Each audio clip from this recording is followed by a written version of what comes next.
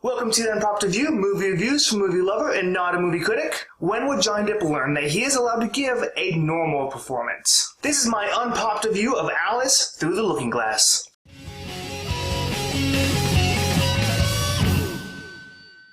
So Alice Through the Looking Glass follows the same Alice as the previous movie, as she returns to Wonderland to save the Mad Hatter from an apparent doom. So let's go and start the review of this movie by talking about the good.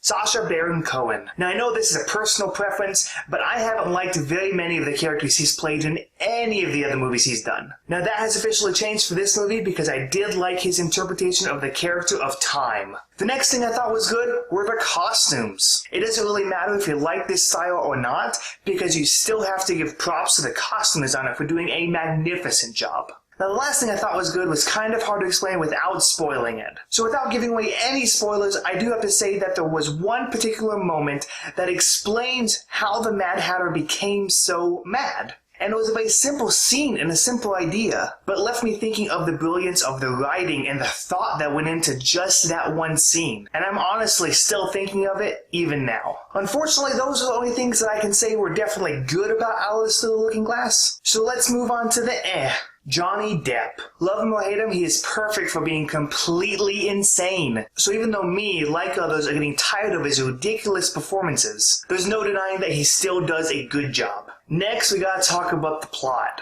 Now obviously there's not much I can say without giving away spoilers, so instead I'm going to do a dramatic reenaction of about 80% of the dialogue without actually giving away any of the dialogue. What am I gonna do? Well, maybe you can try the Snigglehopper. The Snigglehopper? What's that? Well, the Snigglehopper is a perfect way to solve this particular problem.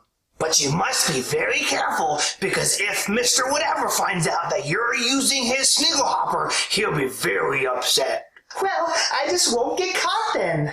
Perfect! Perfect. So I know this was a terrible reenactment, but it explains perfectly how most of this movie moves through exposition. Characters constantly explaining what they're doing, why they're doing it, how they're doing it, what they're going to do next. And then on top of that, most of the problems in the movie were actually caused by Alice. If it wasn't for most of the movie that she did, most of the problems would go away. So because of all that, I just felt most of the plot was just lazily written. Next, we got to talk about the CGI.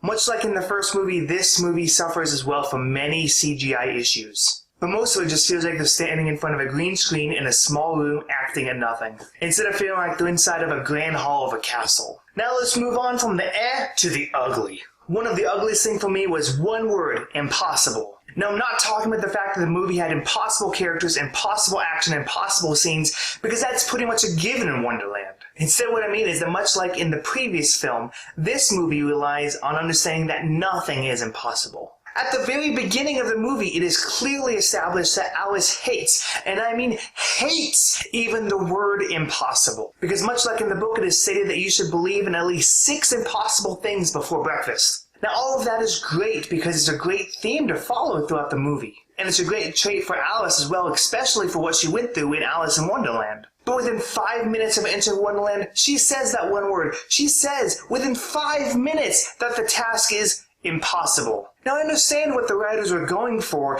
They were looking for a way to give contrast to how she was before when she was in the real world to now when she's in Wonderland. But when they've already established that it's so deeply ingrained into her character, it just seemed out of place 5 minutes after she said that nothing is impossible. And of course, let's move on to my recommendation for Alice Through the Looking Glass. Now the good news is that this movie did fix a lot of problems that were in Alice in Wonderland. It's just sad that they created all new ones in doing so. However, if you like the first one, you'd probably be just in line and liking this one as well, because it does definitely fall in the same area of being entertaining. But if you didn't like the first one, this one does not redeem itself. So for all of those reasons, I recommend saving some money and catching this one at a matinee showing. So that's what I thought of Alice Through the Looking Glass. What did you think? And tell me, what are some of your favorite crazy Johnny Depp characters? Leave your comments below, and remember to always keep it unpopped.